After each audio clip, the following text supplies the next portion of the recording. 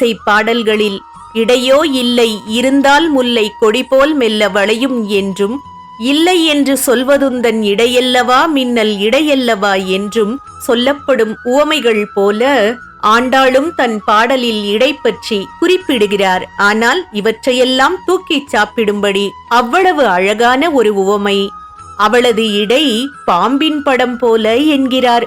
சரேலென விரியும் போதுதான் அது தெரியும், அதற்கு முன் அது இருக்கிறதா என்பதே தெரியாது என்கிறார். எவ்வளவு அழகான கற்பனை பாருங்கள். கன்றுகளோடு கறவை பசுக்களும் கூட்டமாக நிற்க பாலை கறந்து கொண்டிருக்கும் மாயர் குலத்தினர் பாலை கறப்பதிலும் தம்மை எதிர்க்கும் பகைவர் குல வேரை அறுப்பதிலும் வல்லவர்கள். அக்குலத்தில் பிறந்த தங்கக் கொடியே புற்றிலிருக்கும் பாம்பின் படம் போன்ற அல்குல் உடைய மெல்லிடையாளே, மயில் போன்ற பெண்ணே, உன் தோழியர் யாவரும் உன் வீட்டு வாசல் வந்து கார்முகில் வண்ணனின் புகழ் பாடிக்கொண்டிருக்கிறோம். எதற்கும் அசராமல் உனக்கு ஏன் இந்த உறக்கம்? செல்வச் சீமான் பெற்ற செல்லப் பெண்ணே, நீ அசையாமல் படுத்துறங்கும் நோக்கம் என்ன? எழுந்திடுவாய் எம்பாவாய் என அழைக்கிறார்.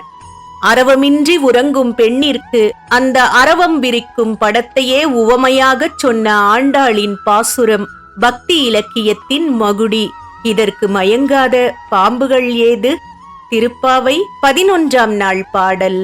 கற்று கறவை கணங்கள் பல கறந்து செற்றார் திரளழியச் சென்று செரு செய்யும் குற்றமொன்றில்லாத கோவலர்த்தம் பொற்கொடியே, புற்றரவு அல்குல் புனமையிலே போதராய், சுற்றத்து தோழிமார் எல்லோரும் வந்து நின் முற்றம் புகுந்து முகில்வண்ணன் பேர்பாட, சிற்றாதே பேசாதே செல்வப் பெண்டாட்டினி, எற்றுக்கு உறங்கும் பொருளேலோர் எம்பாவாய்.